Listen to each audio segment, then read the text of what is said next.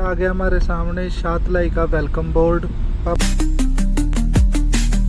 ये वही चकला बेलना है जिस पे बहुत समय पहले बाबा जी वास्ते रोटियां बनाई गई थी। प्राचीन वट वृक्ष, लस्सी रोटी मंदिर एवं इसी वट वृक्ष के अंदर से बाबा जी ने 12 साल की रोटियां निकाली थी। ये है जी वो पवित्र चिमटा जो बाबा जी के द्वारा यहाँ काटा गया था। यही है जी वो बेरी जहाँ बाबा जी रहा थे। गोरखनाथ जी के मन में भी आया कि मैं भी देख का हूँ वो छोटा सा बालक है कौन है दो। तो बाबा जी ने अपने कंधे पे एक छोटा सा परना उतारा था। बाबा जी ने गुरु गोरखनाथ से कहा था कि आप मेरा चिमटा नीचे उतार कर दिखा दो। जी जय बाबा की भाई सबनों। आ गया हमारे सामने शातलाई का वेलकम बोर्ड। बाबा बालक नाथ जी की पवित्र नगरी शातलाई में पधारने पर आपका हार्दिक स्वागत है। मैंने जो अपनी लास्ट वीडियो बनाई थी वो बिल्कुल हिंदी लैंग्वेज के अंदर बनाई थी। तो भाई मेरे कुछ यार दोस्त और जैसे आप लोगों चाहने वाले सारे, तो उन सब की रिक्वेस्ट है कि भाई अपनी भाषा में बनाकर हिंदी में नहीं स्वाद आता। तो आगे की सारी वीडियो जिब तो अपनी गाँव वाली बोली में ही आया करा कि भाई।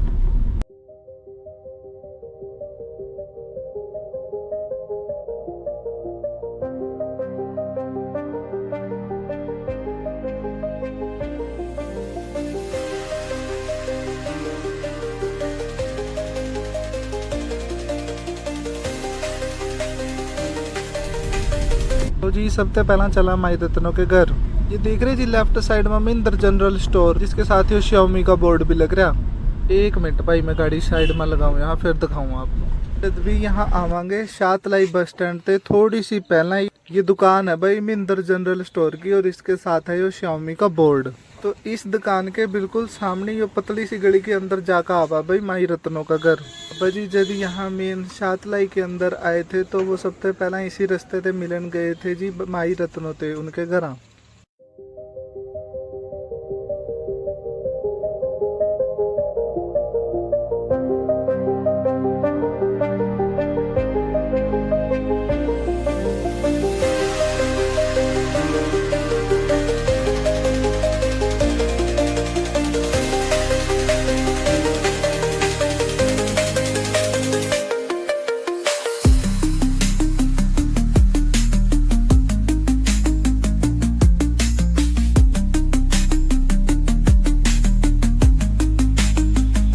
आप सबनों वैसे तो पता ही होगा, लेकिन जिन्होंने नहीं पता मैं उन्होंने बता दूं कि माई रत्नों के पिछले जन्म का नाम माई धर्मो था और बाबा बालक नाथ जी का नाम था महाकोल योगी। तो पिछले जन्म माई धर्मो ने बाबा जी ने अपनी कुटिया के अंदर 12 घड़ियां विश्राम कराया था। तो उन 12 घड़ियां का कर्ज उतारने वास्ते बाबा जी ने इस जन्म में माई रत्नों की 12 साल तक सेवा करी थी। और यहाँ एक ये छोटा सा मंदिर भी है। मैं एक मिनट आपने इसका दरवाजा खोल कर दिखाऊं। इसके अंदर माई रत्नों जी की मूर्ति और बाबा बालकनाथ जी की मूर्ति है। और ये वही जगह भाई जहाँ बहुत टाइम पहला बाबा जी जरूर आए थे और उन्होंने माई रत्नों का दरवाजा खड़काया था।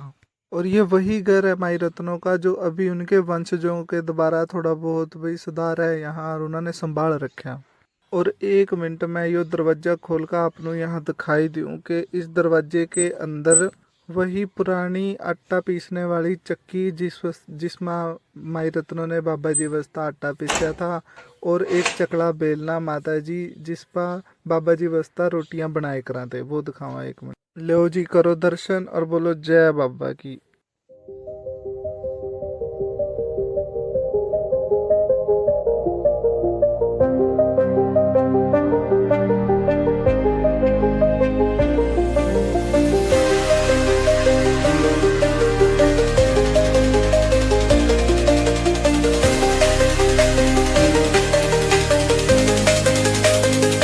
ये वही चकला बेलना है जिस पे बहुत समय पहले बाबा जी वास्ते रोटियां बनाई गई थी।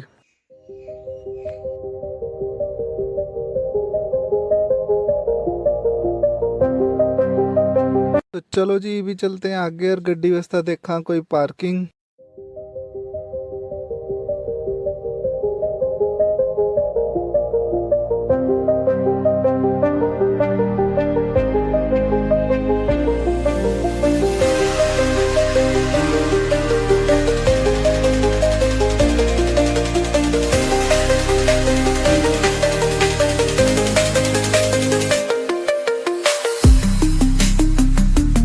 यो ठीक है भाई जगह यहाँ लगा लें गाड़ी धर्मशाला के बाहर ही।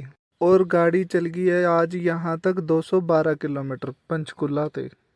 गाड़ी लगी हमारी बढ़िया पार्किंग में। चलो अब लेके चलते हैं आपको लस्सी रोटी मंदिर में। जो पिछली वीडियो में आपने शिव मंदिर देखा और जो अभी माता रत्नों के घर से हम आए हैं, यहाँ इन दो जगह पर बहुत कम संगत जावा भाई, क्योंकि शिव मंदिर थोड़ी दूर है और माई रत्नों के घर तक का कोई ठीक रास्ता नहीं है, खेता माते का जाना पड़ा।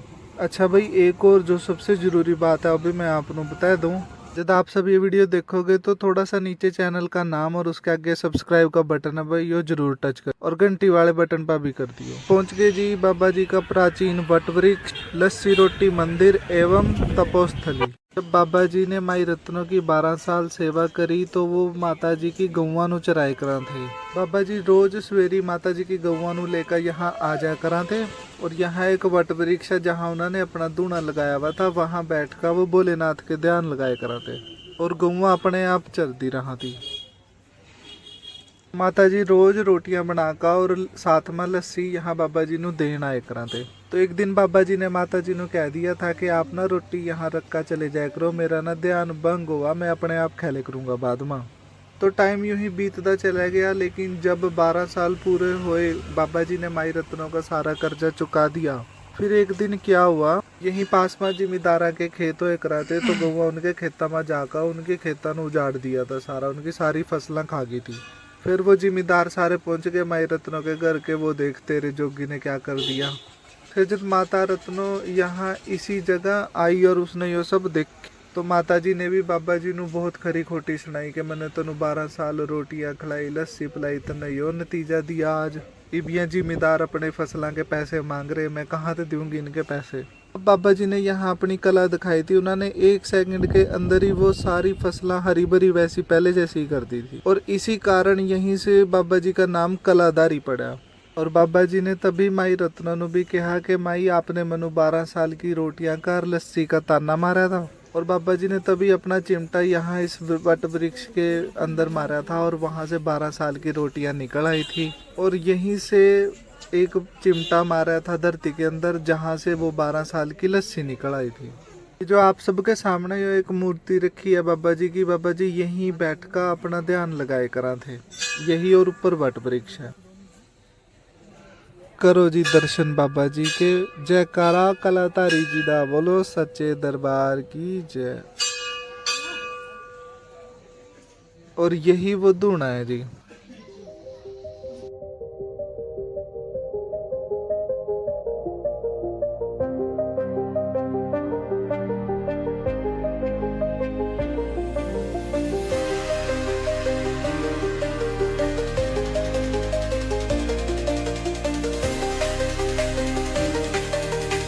इसी वट वृक्ष के अंदर से बाबा जी ने 12 साल की रोटियां निकाली थी।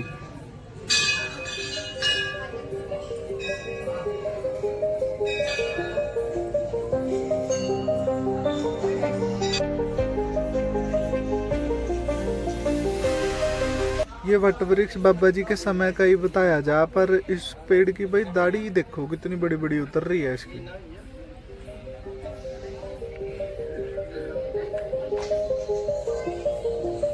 ये दर्शन करो जी, एक तरफ माई रत्नों जी खड़े हैं और एक तरफ बाबा जी खड़े हैं, और ये जो पेड़ है उसके अंदर से जो वो 12 साल की रोटी निकाली थी।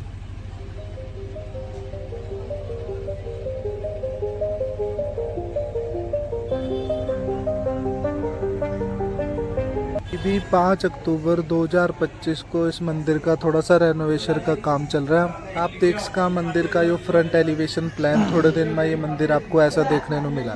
ये है जी लस्सी वाला स्थान। कृपया मूर्ति आगे प्रसाद गिराना मना है, सफाई का विशेष ध्यान रखें। और यहाँ सामने बाबा जी का चिमटा है धरती में गाड़ा हुआ। रत्नो माई ने देखा कि बाबा जी ने तो 12 साल से एक भी रोटी नहीं खाई थी उनकी, तो तब माता जी समझ गए थे कि ये कोई आम बालक नहीं है, ये तो खुद साक्षात भगवान चल कर आए थे माई रत्नों के घर। तब से ही बाबा जी का नाम पौनाहारी पड़ा था कि जो पवन का ही आहार करे।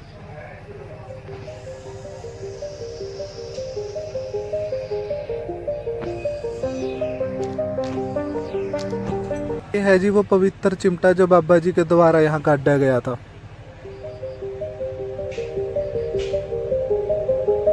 वही जब बाबा जी ने यहाँ चिमटा काट का लस्सी काट दी थी, तब यहाँ एक लस्सी का तालाब बन गया था। और तालाब नु ही कहाँ तलाई और लस्सी नु कहाँ छाछ। तो पुराने समय में यहाँ का नाम छाछ तलाई था, जो टाइम गलो बदलता रहा और आज इस नगरी का नाम शाह तलाई है। चलो जी, अब आप सबको लेके चलते हैं गुरुना झाड़ी मंदिर, जो यहाँ से बिल्कुल सीधा जाके ही है।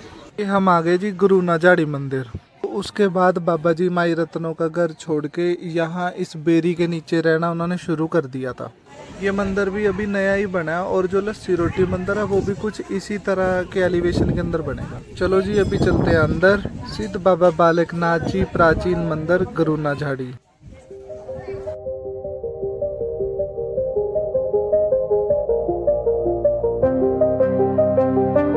मंदिर परिसर में जूते व चप्पल लेकर जाना सख्त मना है, ठीक है जी।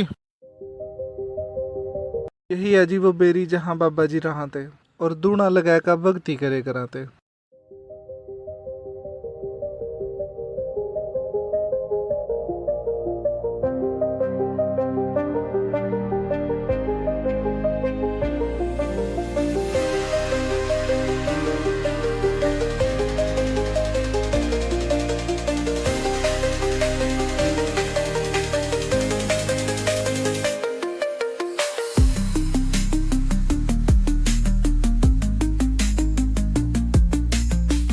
और जब बाबा जी यहाँ रहे कराते तो उसी समय एक बार गुरु गोरखनाथ जी भी शातलाई आए थे। गुरु गोरखनाथ ने अपने चेलियां नु शातलाई के अंदर भिक्षा मांगने वास्ते भेजा। तब सारे शातलाई के लोगों ने बाबा बालकनाथ जी का गुण गाया था। गुरु गोरखनाथ जी के मन में भी आया कि मैं भी देखता हूँ वो छोटा सा बालक है कौन है जिसकी इतनी चर्चा। तब गुरु गोरखनाथ जी अपने 360 चेलों के साथ बाबा जी से मिलन आए थे यहीं इसी स्थान पर। तब गुरु गोरखनाथ जी ने बाबा बालकनाथ जी ने कहा था कि हमारे बैठने का प्रबंध कर दो। तो बाबा जी ने अपने कंधे पे एक छोटा सा परना उतारा था और वो बिछा दिया था। ये देख कर गुरु गोरखनाथ जी हंसन लगे, का इस पर तो मेरा एक चेला भी नहीं बैठ सकता, हम इतने सारे किस तरह बैठेंगे। बाबा जी ने कहा आप एक बार बैठना शुरू तो करो। तो जब बैठना शुरू करा तो सारे चेले बैठ गए थे, फिर भी परने की जगह बच गई थी।